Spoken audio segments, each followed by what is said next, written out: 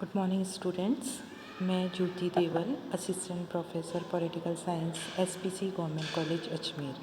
पिछला जो हमारा लेक्चर हुआ था उसमें हमने राष्ट्रपति की आपातकालीन शक्तियाँ, इमरजेंसी पावर्स ऑफ प्रेसिडेंट को समझने की कोशिश की थी। आज हम सुप्रीम कोर्ट ऑफ इंडिया यानी भारत के सर्वोच्च न्यायालय पर बात करेंगे।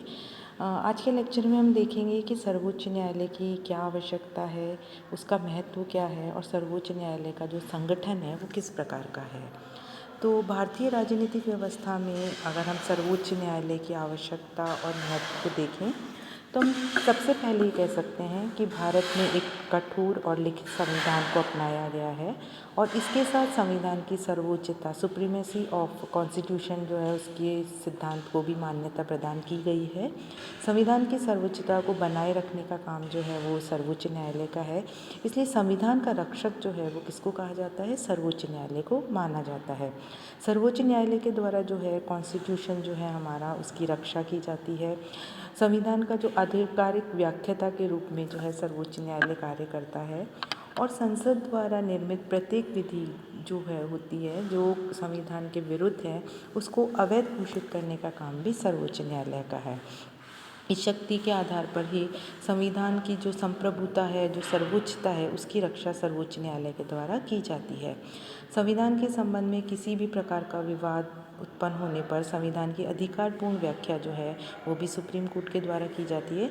इस प्रकार से हम ये कह सकते हैं कि सर्वोच्च न्यायालय, सुप्रीम कोर्ट जो है वो संविधान का रक्षक है, वह संविधान की रक्षा करता है। हमारे यहाँ संघात्मक शासन व्यवस्था को अपनाया गया है। केंद्र और राज्यों के मध्य संविधान के द्वारा शक्तियों का विभाजन किया गया है। तो जब शक्तियों का विभाजन किया गया है तो सर्वोच्च न्यायालय जो है संघीय और राज्य सरकार जो है उनको अपने अपने अधिकार क्षेत्र में कार्य करने के लिए निर्देश करती है और यदि कोई अपने क्षेत्र से, चाहे संघीय चाहे केंद्रीय कार्यपालिका हो, चाहे राज्यों की कार्यपालिका हो, दोनों जो हैं अपने अपने क्षेत्र में रहकर कार्य करती हैं और यदि वे अपने क्षेत्र का उल्लंघन करते हैं तो सर्वोच्च न्यायालय जो है वो इसको ऐसे कार्य करने से रोक सकता है। इसके अलावा हमारा संविधान जो है वो लिखित संविधान है। सारे आर्टिकल्स सब डिटेल में सारी शक्तियों का बताते हैं, लेकिन फिर भी शक्तियों का विभाजन चाहे कितनी भी अच्छी तरह से ना हो, क्यों ना हो, जब हम प्रैक्टिकली उन चीज़ों को यूज़ करते हैं, उन पावर्स को यूज़ करते हैं तो केंद्र और राज्य के मध्य जो है कॉन्फ्लिक्ट हो सकता है, विवाद हो सकता है। तो उसका निपटारा जो है वो भी सर्वोच्च न्यायालय के द्वारा किया जाता है। सर्वोच्च न्यायालय जो है वो मूल अधिकारों का रक्षक है। जो हमारे फंडामेंटल राइट्स हैं उनकी रक्षा करने का काम भी सर्वोच्च न्यायालय के द्वारा किया जाता है। इंडियन कॉन्स्टिट्यूशन हमें फंडामेंटल राइट्स देता है और इन मूल अधिकारों की रक्षा जो है वो सुप्रीम कोर्ट के द्वारा ही की जाती है।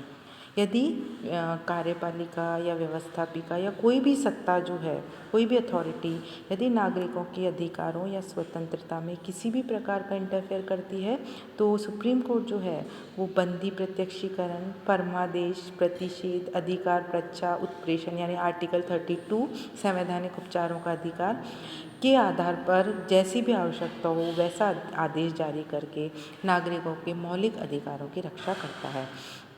तो इस प्रकार सर्वोच्च न्यायालय जो है वो संविधान के रक्षक, संघात्मक व्यवस्था के रक्षक और मूल अधिकारों के रक्षक के रूप में कार्य करने वाली एक इम्पॉर्टेंट इंस्टीट्यूशन है। तो सर्वोच्च न्यायालय जो है वो इंडियन पॉलिटिकल सिस्टम, भारतीय राजनीतिक व्यवस्था की एक सर्वाधिक महत्वपूर्ण संस्था के रूप में कार्य करती है। सर्वोच्च न्यायालय का संगठन या ऑर्गेनाइजेशन ऑफ सुप्रीम कोर्ट की बात करें हम तो मूल रूप से जो सुप्रीम कोर्ट था उसमें मुख्य न्यायाधीश और 7 अन्य न्यायाधीशों की व्यवस्था की गई थी और संविधान के द्वारा सर्वोच्च न्यायालय के न्यायाधीशों की संख्या, सर्वोच्च न्यायालय का क्षेत्राधिकार, न्यायाधीशों का वेतन, सेवा शर्तें निश्चित करने का अधिकार जो है वो पार्लियामेंट को दिया गया था। पार्लियामेंट के द्वारा जो है समय समय पर जो कानून है उनमें संशोधन कर सर्वोच्च न्यायालय के न्यायाधीशों की संख्या में वृद्धि की गई है। यानी 1960 में से 14, 1977 में 18, 1985 में 26, 2007 तक जो है अंत तक यही व्यवस्था रही और 1985 में इसे संशोधित करते हुए सर्वोच्च न्यायालय के न्यायाधीशों की संख्या 31 एक मुख्य न्यायाधीश और बाकी अन्य न्यायाधीश जो है वो कर दी गई। और वर्तमान समय में हम देखें तो सुप्रीम कोर्ट में 31 न्यायाधीश हैं और सर्वोच्च न्यायाधीश जो न्यायालय के न्यायाधीशों की नियुक्ति जो है वो प्रेसिडेंट करता है। और विशेष स्थिति उत्पन्न होने पर भारत का मुख्य न्यायाधीश भारत के राष्ट्रपति से अनुमति प्राप्त कर जो अन्य न्यायाधीश हैं उनकी नियुक्ति कर सकता है। इस प्रकार जो अन्य न्यायाधीशों की नियुक्ति जो की जाती है उनमें मुख्य न्यायाधीशों की जो उच्च न्यायालय के उन मुख्य न्यायाधीशों की सलाह लेनी होती है जिनमें न्यायाधीशों की नियुक्ति की जाए। सर्वोच्च न्यायालय जो है इसमें मुख्य न्यायाधीश पद पे नियुक्ति के संबंध में अब ये निश्चित हो गया है कि राष्ट्रपति के द्वारा इस न्यायालय में जो सबसे सीनियर जो न्यायाधीश है उसको मुख्य न्यायाधीश के पद पर नियुक्त किया जाएगा। और ये जो है सर्वोच्चता वरिष्ठता का सिद्धांत का पालन जो है वो किया जाएगा और ये सही भी है क्योंकि न्यायपालिका की स्वतंत्रता की रक्षा और लोकतंत्र के सुचारू संचालन के लिए यह आवश्यक है। न्यायाधीशों की नियुक्ति के संबंध में यदि हम प्रोसीजर को देखें तो आर्टिकल 124 जो है वो ये व्यवस्था करता है कि जो सुप्रीम कोर्ट के मुख्य न्यायाधीश के अतिरिक्त इस न्यायालय के जो अन्य न्यायाधीश या उच्च न्यायालयों के न्यायाधीशों की नियुक्ति जो है वो राष्ट्रपति भारत के मुख्य न्यायाधीश के परामर्श से करेगा। और ये जो है ये नियुक्तियाँ जो है वो परामर्श के आधार पर की जाएगी। न्यायाधीशों की योग्यता की बात करें हम तो न्यायाधीशों की योग्यता के लिए सबसे पहला वह भारत का नागरिक होना चाहिए, इंडिया का सिटीज़न होना चाहिए। वह किसी उच्च न्यायालय या ऐसे 2 या 2 से अधिक उच्च न्यायालयों में लगातार कम से कम 5 वर्ष तक न्यायाधीश के रूप में कार्य कर चुका हो या किसी उच्च न्यायालय या न्यायालयों में लगातार 10 वर्ष तक एडवोकेट रह चुका हो या जो राष्ट्रपति के विचार में वो विधि का पारंगत विधिवेत्ता हो। जो लास्ट जो क्लॉज है वो वास्तव में जो न्यायाधीश के चुनाव के क्षेत्र को वाइड करने के लिए रखा गया है। इस उपबंध के अनुसार किसी भी विश्वविद्यालय में यूनिवर्सिटी में पढ़ाने वाला कोई विख्यात अगर लीगल कोई भी जानकारी रखने वाला हो तो वह सर्वोच्च न्यायालय के न्यायाधीश के पद पर नियुक्त किया जा सकता है। कार्यकाल देखिए टेन्योर अगर हम देखें तो सुप्रीम कोर्ट के न्यायाधीशों की सेवानिवृत्ति जो है वो 65 ईयर्स है। और हालांकि जो यूनाइटेड स्टेट्स ऑफ अमेरिका की तरह हमने आजीवन कार्यकाल की व्यवस्था नहीं की है, लेकिन वर्तमान में ये व्यवहार्यता वैसी है क्योंकि भारत की औसत आयु देखते हुए 65 वर्ष जो है वो बहुत ज़्यादा है। ठीक है। उसके बाद आर्टिकल 128 किसी भी सेवानिवृत्त न्यायाधीश को नियुक्त करने की विशेष व्यवस्था की गई है। इस अवस्था में वह स्वयं त्यागपत्र दे और इसके अतिरिक्त सर्वोच्च न्यायालय के न्यायाधीश को केवल उसके प्रमाणित दुर्व्यवहार या अक्षमता के आधार पर ही पद से हटाया जा सकता है।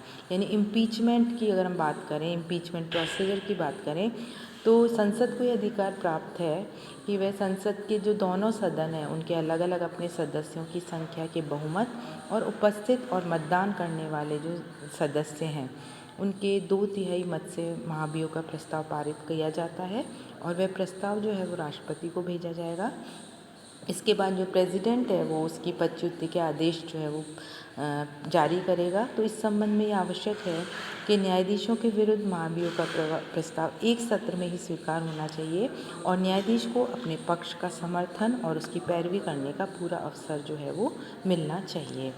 वेतन और भत्तों की बात करें तो न्यायाधीश जो हैं इनको मासिक भत्ता, यात्रा भत्ता, निवास स्थान, स्टाफ आदि जो हैं वो बहुत सारी सुविधाएं जो हैं उनको मिलती हैं और उनके वेतन और भत्तों में कोई अलाभकारी परिवर्तन नहीं किया जा सकता क्योंकि उनको भारत की संचित निधि से वेतन दिया जाता है जिस पर भारतीय संसद का कोई भी अधिकार नहीं है। उन्मुक्तियाँ की बात करें तो न्यायाधीश जो हैं वो अपने सभी कार्य और निर्णयों के लिए आलोचना से उनको मुक्ति प्रदान की गई है।